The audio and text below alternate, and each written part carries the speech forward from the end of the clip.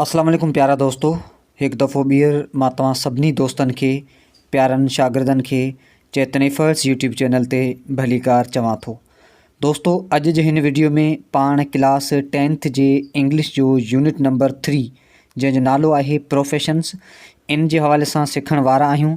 छाकाणि त मूंखे मुंहिंजे पोएं ॿिनि लेसन में यानी class 10th J first and second वारा लेसन हुआ, उन्हनि में काफ़ी दोस्तनि ऐं शागिर्दनि कमेंट्स में ॿुधायो आहे त सर तव्हां प्रोफेशन्स जे हवाले सां जल्द खां जल्द वीडियो अपलोड कयो, छाकाणि त इन लेसन जे सभिनी लफ़्ज़नि जे मानाउनि जी ख़बर हुअण जे बावजूदि बि असांखे इन लेसन जी जेका कंप्लीट मफ़हूम या प्रॉपर मतिलब जी ख़बर न पई पए। त प्यारा शागिर्दो, मां तव्हांखे ॿुधाईंदो हलां त हिन लेसन में जेके बि ॻाल्हियूं आहिनि उहे रूहानी ऐं खुदाई ॻाल्हियूं आहिनि जेके थोरियूं कॉम्प्लिकेटिव आहिनि। त अॼु मां कोशिशि कंदुसि त तव्हांखे सुठे नमूने खां इन लेसन खे सम्झाए सघां। त दोस्तों, जेकॾहिं तव्हां न्यू आहियो त चैनल खे लाज़मी सब्सक्राइब कजो। यूनिट आहे 3 जंहिंजो नालो आहे प्रोफेशन्स। प्रोफेशन यानी पेशा, धंधा, जीअं डॉक्टरी आहे, इंजीनियरिंग आहे, पाण चऊं फार्मिंग आहे, बार्बर आहे, फार्मर आहे, लेबर आहे, डॉक्टर आहे। त अहिड़े हवाले सां काफ़ी जेके इहे सभु प्रोफेशन्स आहिनि, त हिन में प्रोफेशन्स जे हवाले सां ज़िक्र थियण वारो आहे। पर दोस्तों, मां तव्हांखे ॿुधाईंदो हलां त इहे सभु प्रोफेशन्स आहिनि, पर इन्हनि सभिनी प्रोफेशन्स मां जेको वेल रिस्पेक्टेड या जंहिंजो मान मर्तबो जंहिं पेशे जो वधीक आहे उहो आहे टीचिंग। टीचिंग बि हिकिड़ो प्रोफेशन आहे जंहिंजो मतिलबु आहे पढ़ाइणु। इन पेशे जो सभ खां वधीक इज़त मान मर्तबो इन जे लाइ आहे त हीउ पेशो असांजे आख़िरी पैगम्बर हज़रत मोहम्मद मुस्तफ़ा सल्लल्लाहु अलैहि वसल्लम जो बि हो, छाकाणि त अल्लाह तबारक व तआला खे दुनिया खे टीच करण जे लाइ मोकिलियो, दुनिया खे पढ़ाइण जे लाइ मोकिलियो त दुनिया में कहिड़ी शइ ग़लति आहे ऐं कहिड़ी शइ सही आहे, त उहे सभु शयूं असांजे नबी साईं असांखे ॿुधायूं। त हिन लेसन खे पाण पढ़ंदा हलूं। One Sindhi word for teacher is अखुन। It comes from a Persian word खानदान विच मीन्स टू रीड। चए थो जेको हिकु सिंधी जो लफ़्ज़ जेको अखुंद आहे इहो फ़ारसी ॿोली जे ख़ानदान लफ़्ज़ मां जेका वरितो वियो आहे, जंहिंजो मतिलबु आहे टू रीड यानी पढ़णु। इट इज़ सैड, इहो चयो वञे थो that God rights is law on the hurt of mean, त ख़ुदा पंहिंजा हुकम माण्हुनि जे दिलनि ते लिखे थो। And a teacher is one who can read, ऐं उहो उस्ताद ई वाहिद आहे जेको पढ़ी सघे थो। What he rights on the human heart, जेका अलाह साईं माण्हुनि जे दिलनि ते छा लिखियो आहे। This message is a reflection of God's words found in the secure writing. चए थो हीउ जेको मैसेज आहे जेको पाण पढ़ूं पिया जेको ख़ुदा जो, इहो ख़ुदा जे जेको उन ख़ुदा जे लफ़्ज़नि जो अक्स आहे यानी मोट आहे जेको पाक किताबनि में मिले थो या पाक लिखत में मिले थो, as well as enshrined in the work of creation. चए थो जेको तख़लीक़ ऐं काइनात सां वाबस्ता आहे, उन खां पोइ all which come from डिविन command. चए थो इन लफ़्ज़ खां दुनिया वजूद में अचे थी या सभु शयूं अलाह जे हुकम जे हेठि आहिनि। डिविन लफ़्ज़ जी माना आहे खुदाई, कमांड यानी हुकम। Hence a teacher is reader par excellent. चए थो जेतोणीकि उस्ताद जेको आहे उहो हिकु बहितरीनु शागिर्द पिणु बि आहे। वन हू फिल्स, जेको पूरियूं करे थो। Commands expression first word and revelation in the वही। चए थो जेको ख़ुदा जे हुकम ते अमल करे थो, जेको पहिरें लफ़्ज़ में वही जी सूरत में नाज़िल थियो। विच सेज़, जंहिंमें चयो वियो आहे रीड सिर्फ़ु पढ़। दोस्तों, जीअं तव्हांखे ख़बर आहे त शाह अब्दुल लतीफ़ जे कंहिं शेर आहे त अखर पढ़ अलिफ़ जो ॿिया वर्क सभु विसार, त हिन में सिर्फ़ु पढ़ण जी ॻाल्हि आहे। The teacher is one who नो, उस्ताद चए थो उहो हिकु आहे जेको ॼाणे थो हाउ टू रीड गॉड्स वर्ड। ख़ुदा जा लफ़्ज़ जेके आहिनि, ख़ुदा जूं ॻाल्हियूं आहिनि, उन्हनि खे कीअं पढ़िजे। Be it written on the human hearts, जेके इंसाननि जे दिलनि ते लिखियल आहिनि, or the holy book or the nature, या पाक किताबनि में या कुदरत में लिखियल आहिनि। Hence our own language possesses a words ख़ानदान। जेतोणीकि असांजी पंहिंजी ॿोली में हिकु लफ़्ज़ जेको अखुंद आहे, वर्ड अखुंद आहे, which is the best expression of the teachers status and dignity. चए थो जंहिं में उस्ताद जे रुतबे जो इज़हार कयो वियो आहे त उस्ताद जो रुतबो कहिड़ो आहे। सजे high required the teacher strive to be more. चए थो अहिड़े आला मरतबे लाइ ज़रूरी आहे त teacher strive to be more and more worthy of it, ऐं जंहिंजे ही लाइक़ु आहे। ठीकु आहे। उन खां पोइ आहे this is teacher does by cultivating several personal and professional quality. छो त जंहिं लाइ जेको टीचर जेको आहे उजागर करे थो केतिरियूं ई पंहिंजी ज़ाती जेके personal and professional qualities. This explain चए थो इहा विज़ाहित कई वई आहे why people in the east. चए थो छो जेके मशरक़ वारा माण्हू आहिनि have always had very high regard for the teacher revering them as holy. चए थो उन जे लाइ जेके मशरक़ वारा जेके माण्हू आहिनि उन्हनि वटि टीचर जे लाइ तमामु घणी जेका इज़त आहे ऐं जंहिंखे पाक सम्झियो वञे थो। जेको 3 नंबर लिखियो पियो हितां खां पढ़ूं पिया असां the first and most important quality of teacher. चए थो उस्ताद जी पहिरीं ऐं ख़ासि जेका क्वालिटी आहे इज़ दैट इहो आहे त he or she loves the appreciates the profession, यानी हू पंहिंजे पेशे खां सचो हुजे। He must prefer the welfare and the progress of the student. हू लाज़मी तौरु जेका प्रीफियर ॾे वधीक तरजीह ॾे ॿारनि जी भलाई ऐं उन्हनि जी तरक़ी ते of the students and keep their interest in the first place. ऐं ॿारनि जो इंट्रस्ट जेको हिकु जॻह ते वठी अचे त या ॿारनि जो इंट्रस्ट वधाए कंहिं बि सब्जेक्ट में। ही और शी हैज़ एन एव and respect for the human being. चए थो हिन जी जेका तमामु घणी इज़त हूंदी आहे जेका इंसाननि जे लाइ। ही और शी डील्स विथ, चए थो ही या शी जेको डील करे थो with since God's law in inscribe upon the hers. चए थो ही या शी जेको ख़ुदा जा जेके लफ़्ज़ आहिनि उहे उभारे थो जेके इंसान जी दिलनि ते लिखियल आहिनि। The teacher speaks of the wonders of the nature. चए थो टीचर जेको आहे उहो कुदरत जी जेका अजीबो ग़रीब जेके शयूं आहिनि या पाण चऊं कुदरत जी हैरानगी ॿुधाए थो। With the reverence since they have come इन टू बीइंग बाय डिविन डिक्रीज। चए थो जेतोणीकि जेके सभु जेके शयूं आहिनि उहे ख़ुदा जे हुकम में आहिनि। द पाउंडर लफ़्ज़ जी माना आहे दोस्तो गौर करणु। The pounder over the secure writing. चए थो जेको हू गौर करे थो पाक लिखत ते which tell us the meaning of life, जेको असांखे असांजी ज़िंदगी जो मतिलबु ॿुधाए थो। And the way to live in fully, ऐं कंप्लीटली ज़िंदगी कीअं गुज़ारिजे। No other work could please then better, उन्हनि खे ॿियो को बि कमु जेको ख़ुशि नथो करे।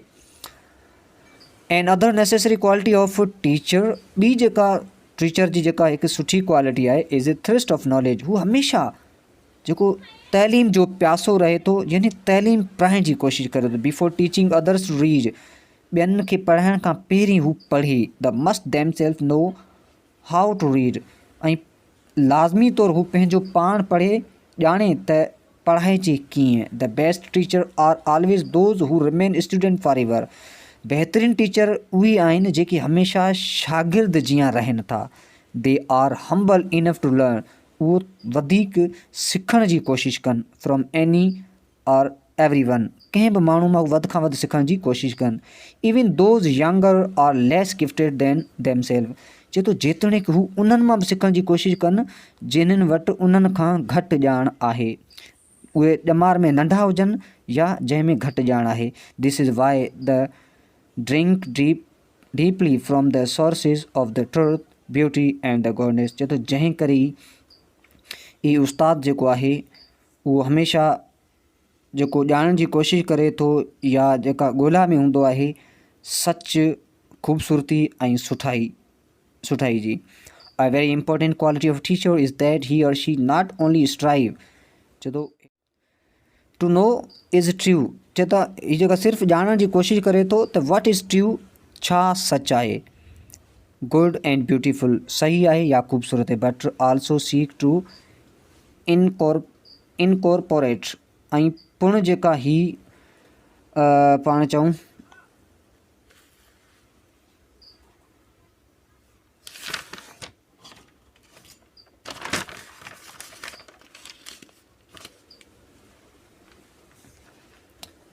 But also seek to incorporate these in life ऐं पिणु उन्हनि शयुनि खे पंहिंजी ज़िंदगी में इस्तेमालु करण जी कोशिशि करे थो या तलाश करे थो। The practice what they preach, इहे प्रैक्टिस कनि था जेको इहे प्रचार कनि था या जेको इहे चवनि था। After the example of the prophet of God, चए थो उन जेका नबी ख़ुदा जे पैगुंबर जी मिसाल ते। Who taught by the words in the holy book, जेको सेखारे थो कुझु लफ़्ज़ जेको पाक किताबनि में as well as by his deeds in every day life. चए थो जेतोणीकि हू पंहिंजे पाक किताबनि में या पंहिंजी रोज़मर्रा जे ज़िंदगीअ जे कमनि कारनि मां या पंहिंजे ज़िंदगीअ जे तौर तरीक़नि सां, तॾहिं त चवनि था त नबी साईं जी ज़िंदगी जी पैरवी कयो, यानी उन जे तहत पंहिंजी लाइफ खे गुज़ारियो। त दोस्तों इहो उन खां पोइ आहे ॿियो जेको प्रोफेशन आहे फिशिंग यानी मच्छियूं झलणु। अबाउट 3/4 ऑफ अर्थ, बरसाति बि अची वई आहे ऐं खेवाणी गाज जा टड़का बि तव्हां ॿुधो पिया। बहरहाल असांखे लेसन पढ़णो आहे त पढ़णो आहे। About 3/4 of earth is covered with water, चए थो धरती जो जेका चोथों हिसो 3/4 यानी चोथों हिसो जेको आहे टियों हिसो जेको आहे उहो वाटर सां ढकियल आहे, पाणी सां। धरती जो जेको टियों हिसो आहे उहो पाणी सां ढकियल आहे। This river and ocean of the world are full of fishes, चए थो इहे नदियूं ऐं ओशन जेके आहिनि उहे जेके मच्छियुनि सां भरियल आहिनि। त रिवर्स एंड ओशन्स जेके बि आहिनि, रिवर्स नदियूं, ओशन समुंड जेके दुनिया जा आहिनि, उहे सभु जेके फुल ऑफ फिशिस मच्छियुनि सां भरियल आहिनि। These fishes are an important sources of our food, इहे जेके मच्छियूं आहिनि जेको इम्पोर्टेंट सोर्सिस आहिनि, यानी हिकु ख़ासि ज़रियो आहे असांजे खाधे जो, फूड यानी खाधो।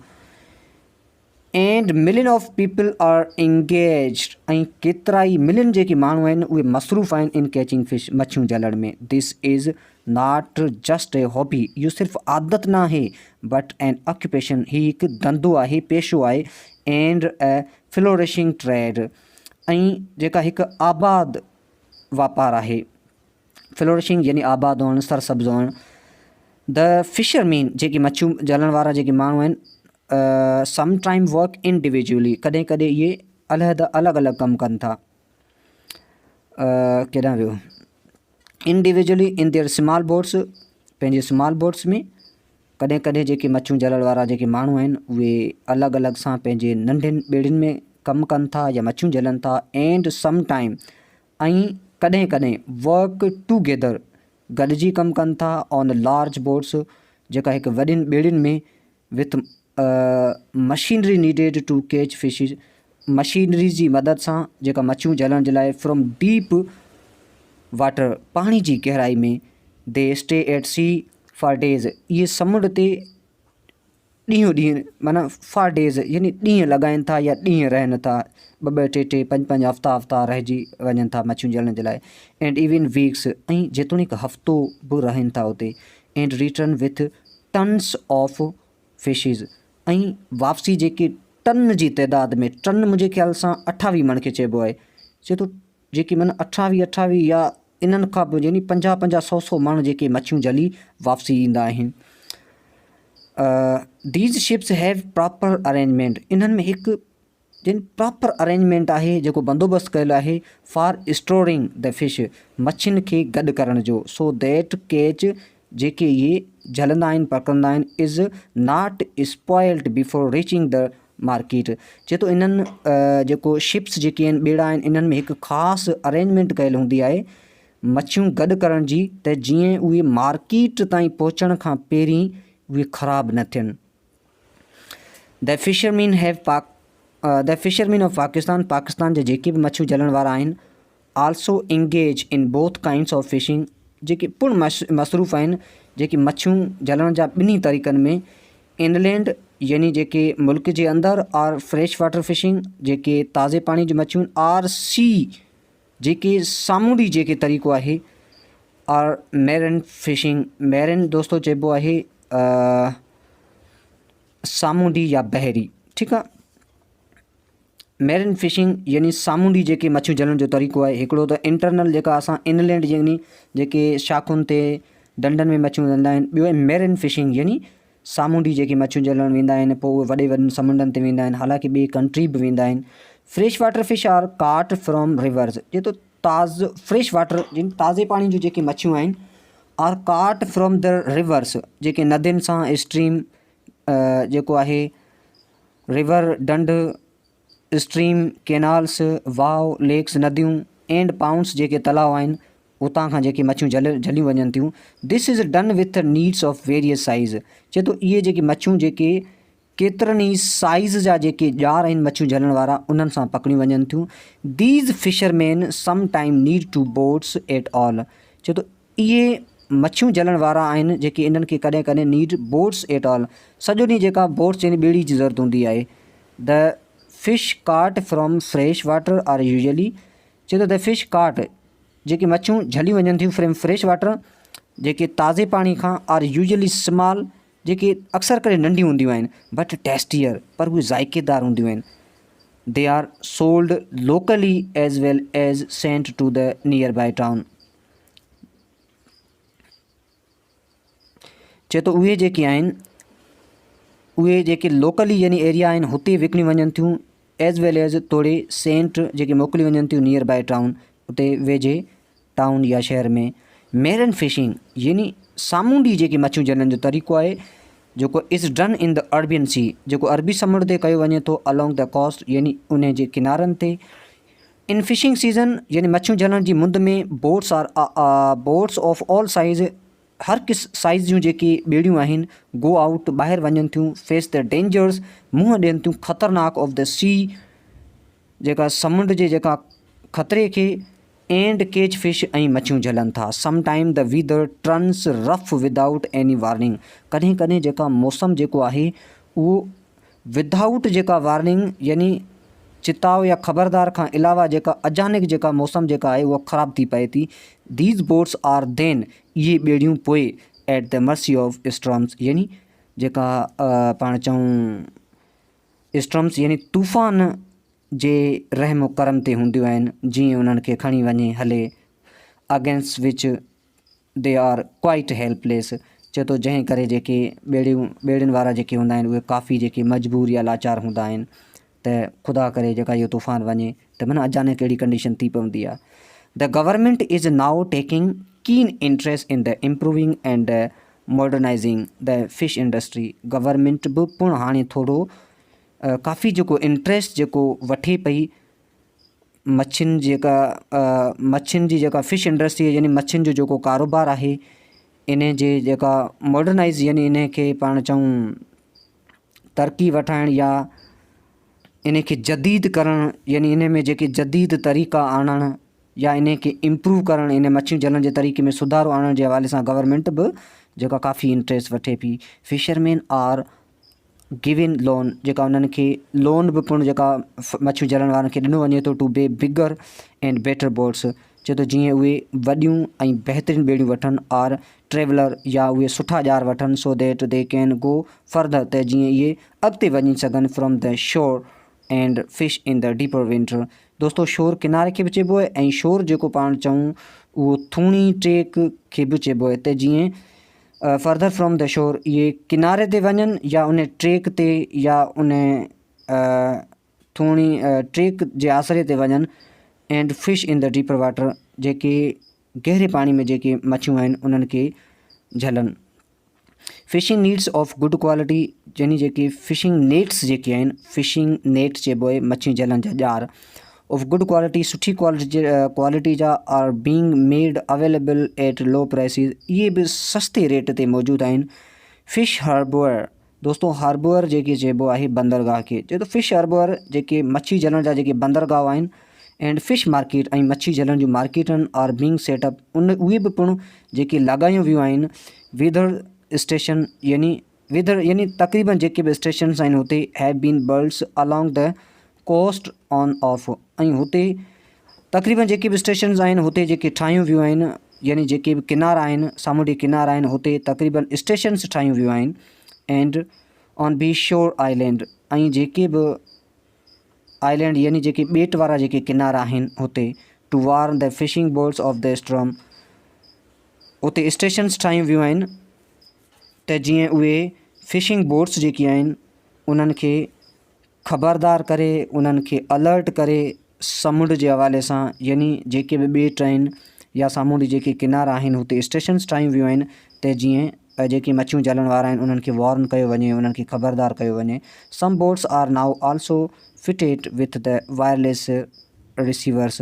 कुझु ॿेड़ियुनि में पिणु जेका हींअर वायरलेस रिसीवर पिणु जेका सेट कयो वियो आहे, जंहिंजे ज़रिए वायरलेस जेका ख़बर आहे जेका जहाज़नि में लॻल हूंदो आहे या पाण फ़ोन कंदा आहियूं अहिड़े तरीक़े सां, यानी उन्हनि में वायरलेस लॻल आहिनि त जीअं उहे ख़तरो को ईंदो आहे त डायरेक्ट उन्हनि उहे वायरलेस कंदा आहिनि त ॿी जेका स्टेशन हूंदी आहे उते ख़बर पइजी वेंदी आहे त हू उनखे बचाइण जे लाइ वेंदा आहिनि।